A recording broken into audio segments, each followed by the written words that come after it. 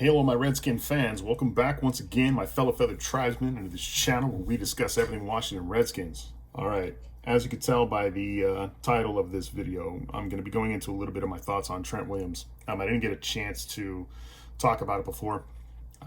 This is going to be a video where I'm going to go into it just a little bit, and only because it presents a little bit of an opportunity for us here coming into the future.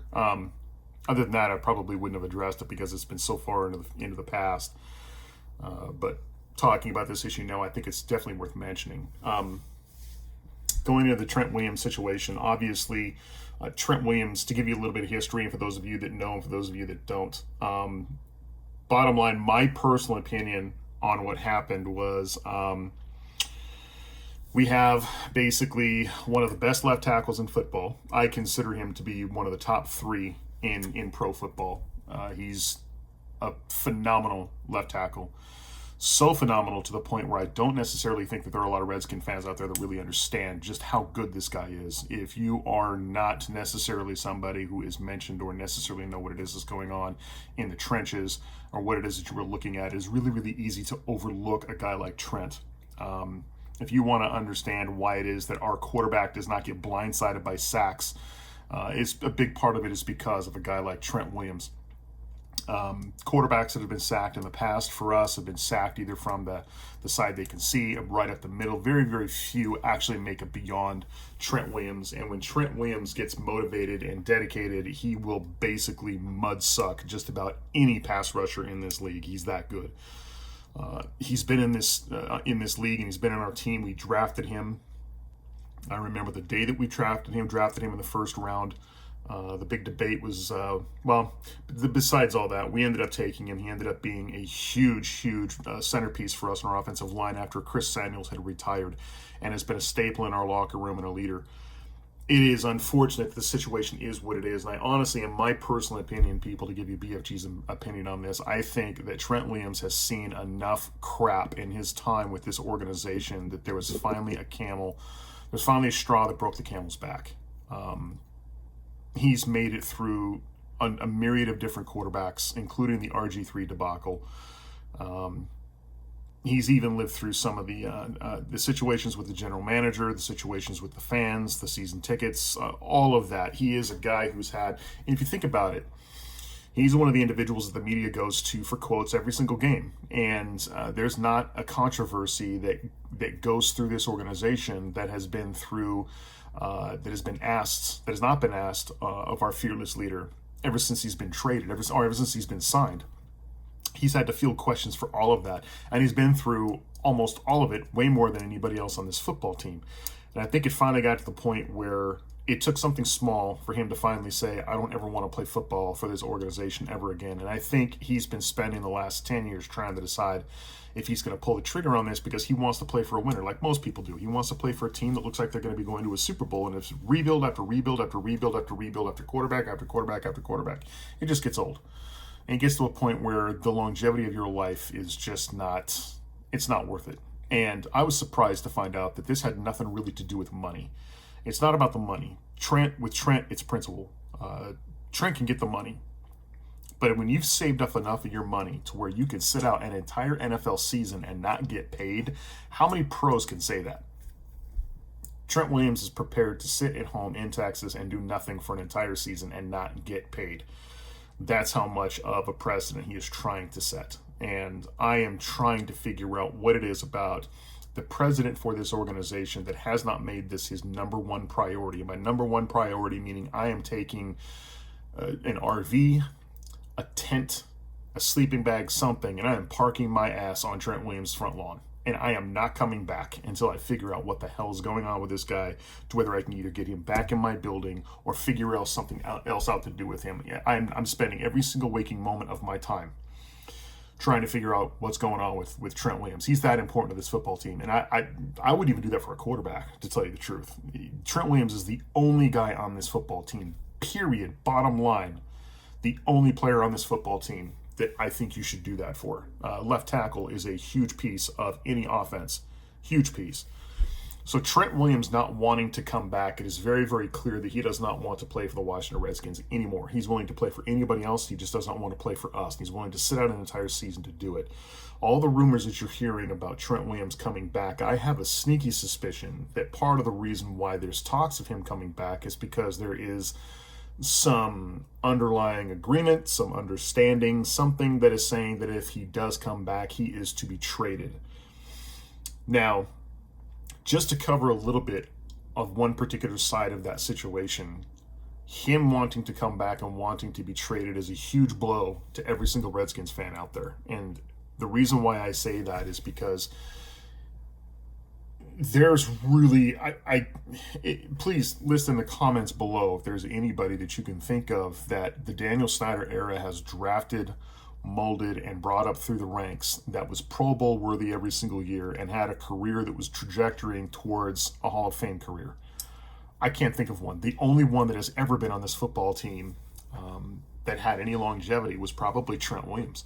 Keeping him on this football team, and if he would have retired here, there's a very real possibility that he could have been looking at, a possible Hall of Fame career. It was that his performance for our football team, despite our record every single year, his performance is top notch. There's been a couple controversies in his career, especially when it came to substance abuse, and we all know the story on that. He's a guy who, if he pops again, he's out for an entire year. But he's been really, really good here the last couple of years, and he's kept his nose clean and his body clean, and he's done everything he can, to make it to where he's out on that football field every week, with the exception of the 2019 season. Now that I've brushed up on that side of the situation, it is unfortunate, and mind you, Burgundy Fly Guy is extremely upset and pissed off at this organization for allowing the situation to get as bad as it has. Again, I don't know what it is that the president of this football team does. I have no clue, but since there's no general manager, I would put this all on the shoulders of Bruce Allen. I would even put this on the shoulders of Doug Williams, to finding out the welfare of the situation and the well-being and just the overall status of that locker room. If there's any discrepancies, it's part of my job to make sure that it's cleared up. If there's any disgruntled employees out there, especially veterans of the status of Trent Williams, it is my job to make sure that those individuals' needs are met and that their situation turns around and they continue to want to play football for the Washington Redskins. If I'm not able to do that, if I'm not able to perform that duty, then I'm in neglect of that duty and I need to be fired. Bottom line, plain and simple. Bruce Allen, I don't know what the fuck you're doing here, but you're not doing your goddamn job, and you haven't done it since you've been here. Frankly, the last 5 years, your job is a joke. And to coin somebody else's phrase, I would love to be able to go to work and get paid the money that you do and not have to do my damn job. So this is a ball that's been dropped tremendously by you. How you can let a situation like this get this far out of control, frankly, you'd be giving your walking papers, it was up to me. You'd be turning in your key card, you'd be turning over the keys to your car, and you'd be going home and finding a job somewhere else because you wouldn't be working for me. Trent Williams, and losing Trent Williams because of disgruntled situations going on in the locker room, going on with the organization, I realize that we're all part of the problem here, but it's part of your job to make sure that that situation gets rectified.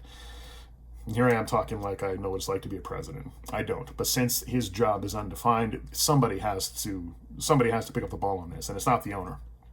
I would consider the team president, the guy with the $500 haircut and the boyish grin smile, the individual who talks to the media, the individual who handles the salaries and the well-beings of every individual on this football team, whether you are training staff, whether you are staff, or whether you are a member of the roster, you fall under the purview of the team president. And that buck stops with Bruce Allen. Having said that, if Trent Williams does not want to come back, if Trent Williams wants to, Trent Williams does want to come back, but decides that he wants to play for another football team and wants to be traded, I think that this situation provides our organization with a tremendous opportunity. And trading Trent Williams, especially now, I think, especially since there are teams out there that are in dire need of a left tackle, some teams out there that could really, really use him, that are willing to give up a couple draft picks for him. I don't know if I would count on somebody wanting to give up a first-round draft pick for a Trent Williams. If I was looking at a first-round draft pick and that was it, I would seriously consider it. If I was looking at a 2 and a 4, I would seriously consider it. If I'm looking at anything below a 3, if I'm looking at a 3 and below, forget it. You can forget it. I can wait a couple of weeks and see if there's any injuries that pop up that would make his price tag go up. Trent Williams being one of the best left tackles in football, you're worth a second and a first rounder at least. Having said that, if you were able to get draft picks for him You're also able to offload his salary. And I'm talking about the salary that counts against the cap. And from what I understand, from what I have heard, the salary against the cap is looking at about 14 million. If you're able to get rid of his salary cap hit again, if you're able to get rid of his hit against the cap at 14 million, and you're also able to get rid of Josh Norman's, which I believe is roughly the same, is right about 14 million itself. And then if you're also able to offload the Alex Smith deal, which is another 18 million, you're looking at about 45 million free against the cap, and also the money that you're rolling over.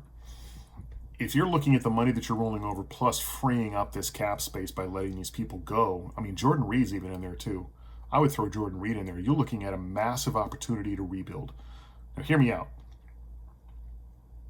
If you're looking at the opportunity of a massive rebuild, and you're looking at that kind of money, I don't understand where keeping some of the same people in place is going to help your situation, because it's just going to be more of the same. Frankly, at that point, I'm calling it quits on a lot of different positions. And I don't normally say that, especially after we got done drafting a really, really good rookie out of the draft. And mind you, this whole thing has gone exactly the way that I said it was going to go. First, it was the general manager. And then after the general manager got axed, that was one of the legs that got swiped out of our foundation. The other leg to that table was going to be drafting a brand new quarterback out of the draft by this existing head coach, and then the following year that existing head coach gets axed, and we bring in another guy who did not draft that quarterback, which is very, very Redskin-esque. That's what we've been doing for the last 20 goddamn years, and we're looking at doing it again. And in my plan, the way that I would like to do things, we're going to be doing the same thing. I would get rid of the head coach. I would get rid of the team president. I would get rid of everybody in association with the team president.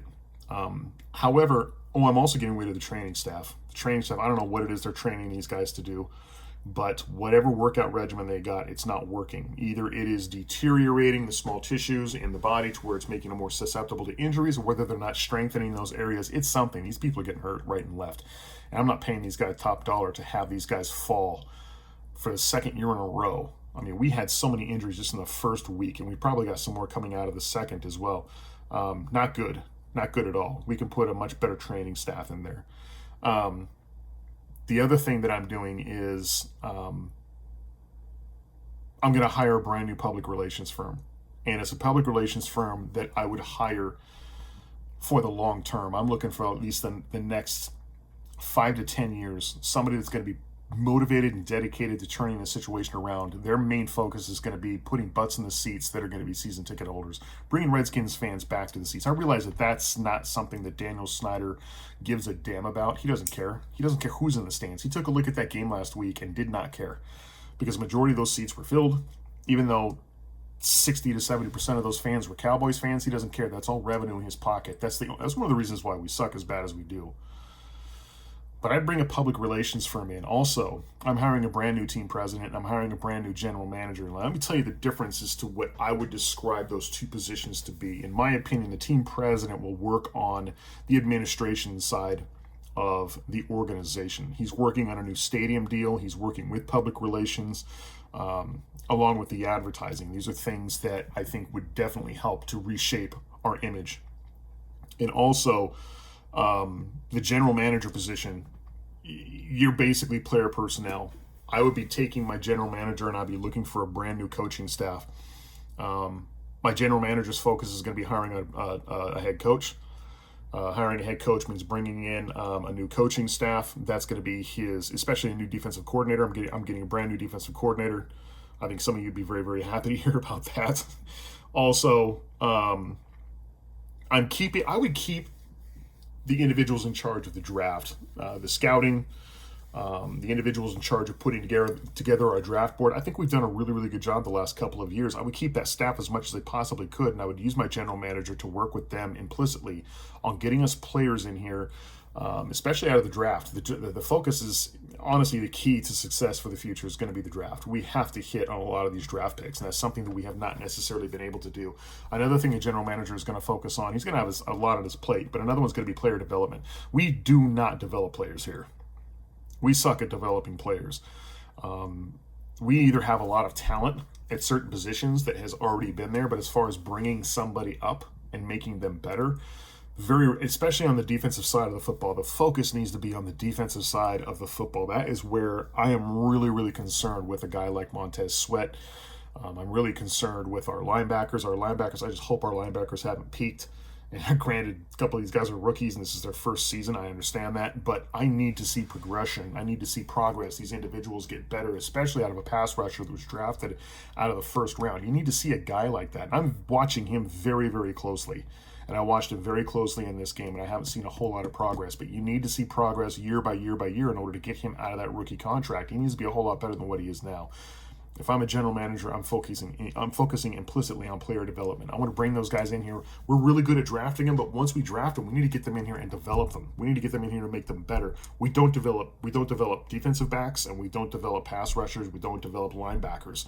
We've got a really, really good staple, a really, really good core at that defensive line. We can keep that, but to complement that, we need to complement it with defensive backs and linebackers.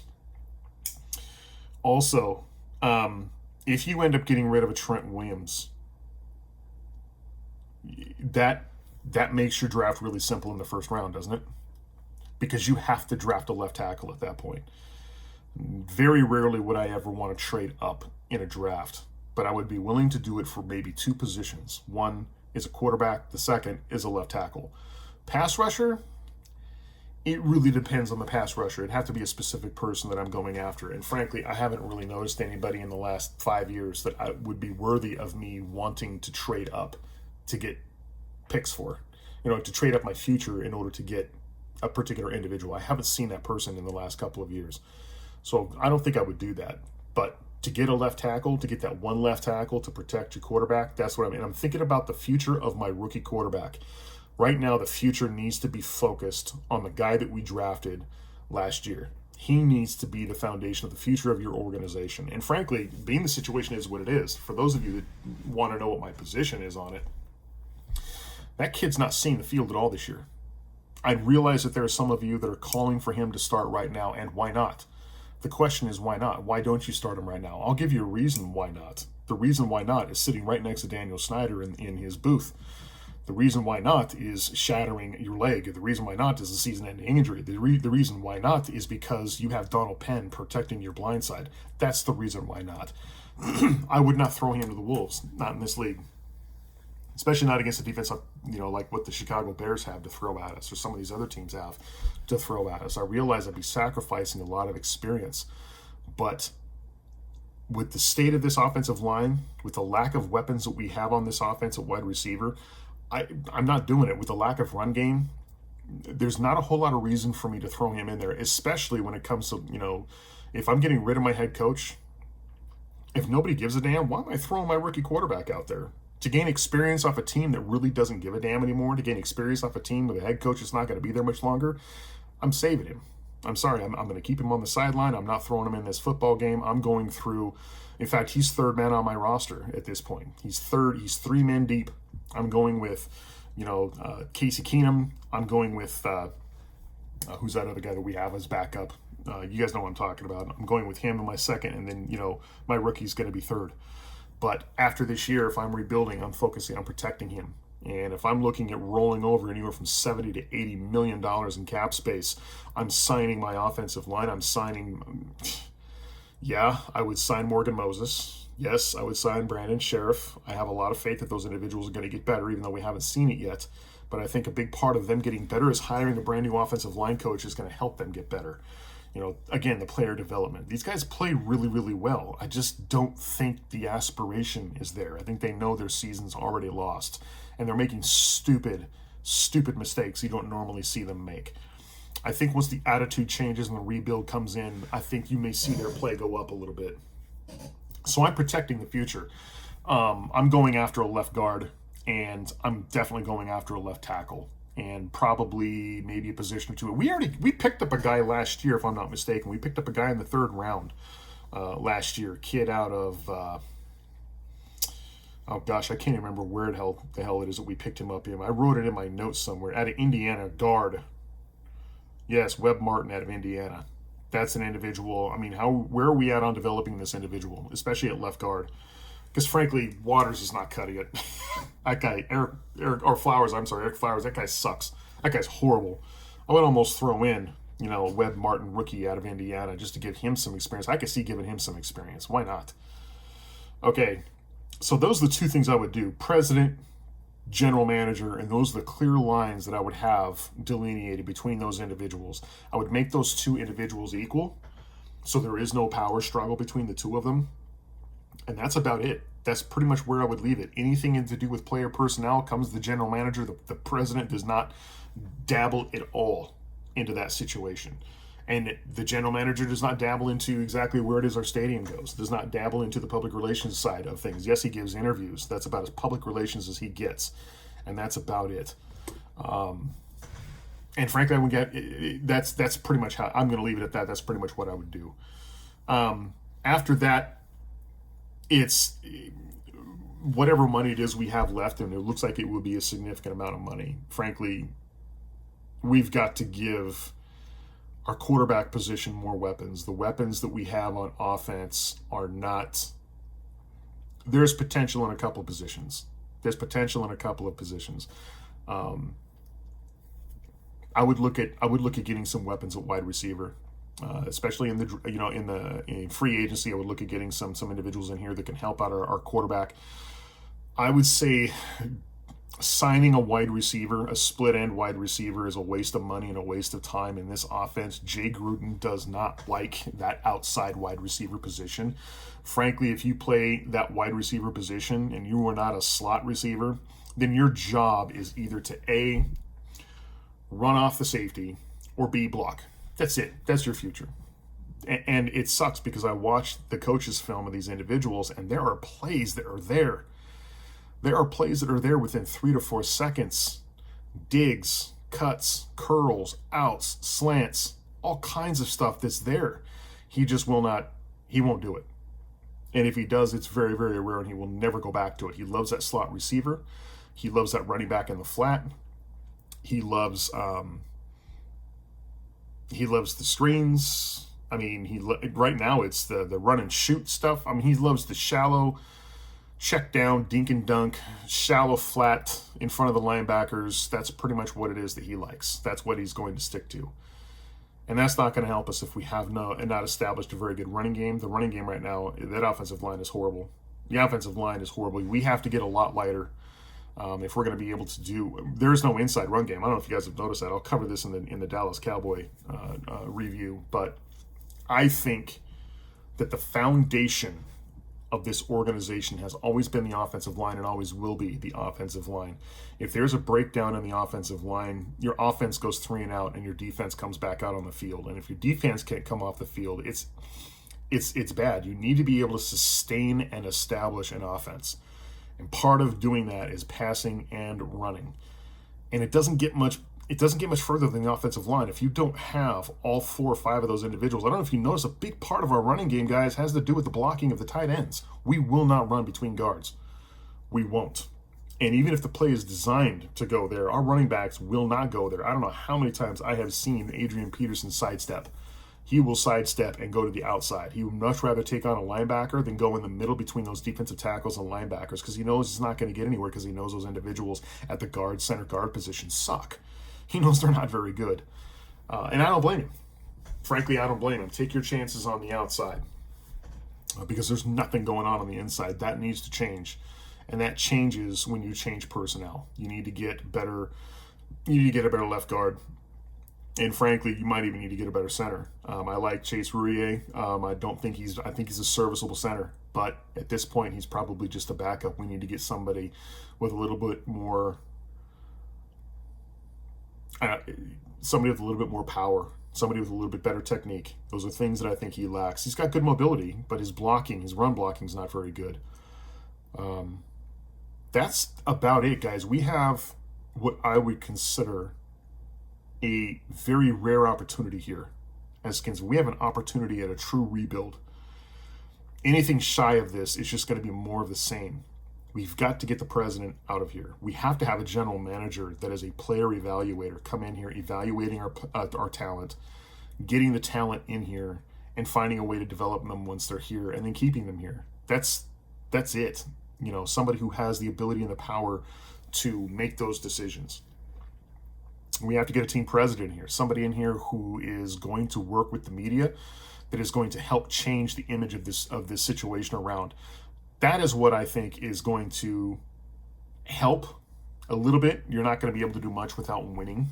It's going to take a couple of years, but going down the road that we're going down now, if you get a team in here that does not have a very good fan following, you're going to see a lot of empty seats, which is only going to make Daniel Snyder much, much more disgruntled and make really, really crazy, off the wig frickin' decisions. And that's what scares me. I'm scared of any change that he makes, but keeping the upper management personnel the same.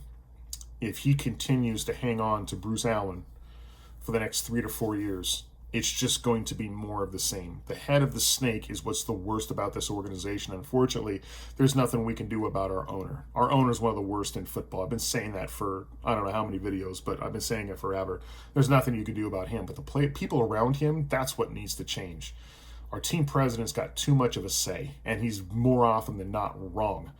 And that's what sucks, is we need to get somebody in there that knows what they're doing in both of those positions. So that's going to do it for me, guys. Leave any questions or comments that you have down in the comment section, and I'll see if I can get to those. And also, coming out this week, I will be going over the Week 2 Sunday afternoon football game, the results of the Cowboys-Redskins game in D.C., and the horrible mess that was to watch on television. So that's going to do it for me, guys. For all of us fans of the Twin Feather, we ride together. Redskins for life. Peace out. We'll catch you next time.